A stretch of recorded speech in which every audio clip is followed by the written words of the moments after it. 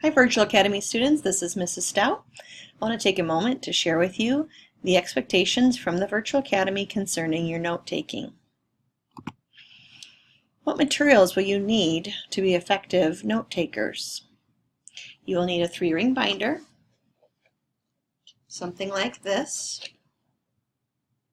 We haven't said what size you have to have, but I would think something around 1 inch would work. You should get tab dividers. In math, you might want to have a section for the notes that you've taken versus the work you've shown, so you might need 1 tab divider there. In science, you might want to divide it up by chapter. And you need loose leaf paper and a pencil or pen. How to take notes.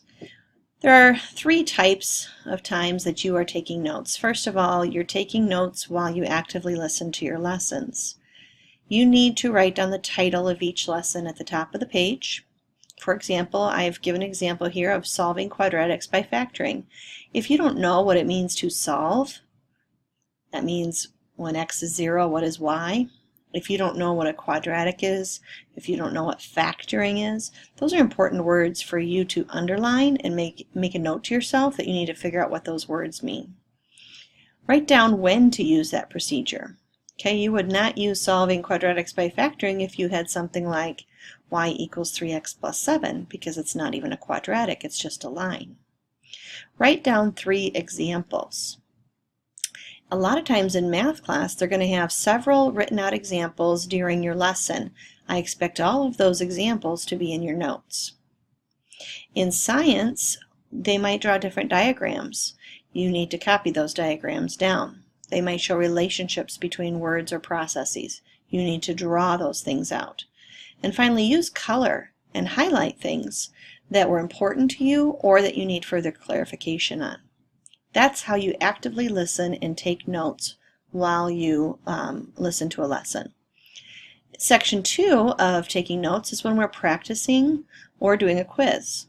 Well, in math, I expect to see all of your worked out problems. So you should, the next page, the next clean page should say practice at the title, and you should have 1 through 10, and you should show your work. And then it should say quiz at the top, and 1 through 10, and all of your work. I will need this when you come in and say, Mrs. Stout, I didn't get it. I need to be able to go back and find that easily.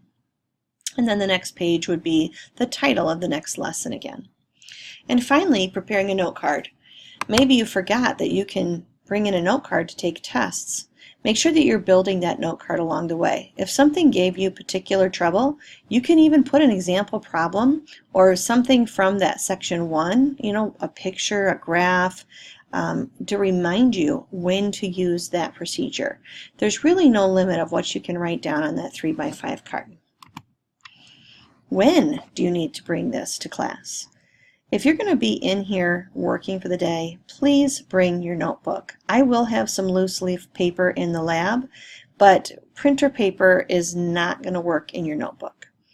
Every time that you score below a 70% on your test, you're going to be required to show us your notes.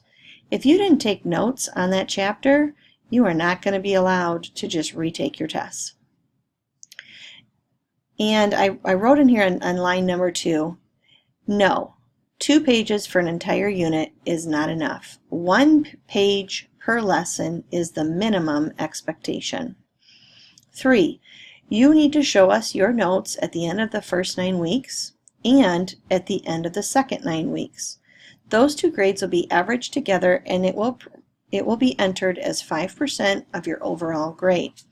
If at any point along that way you're unsure if your notes are meeting our expectations, you can bring them in and we'd be happy to look over them for you. If you have questions about what we expect from you, please don't hesitate to call, and we look forward to really improving our study skills and note-taking at the Virtual Academy in 2017. Have a great day.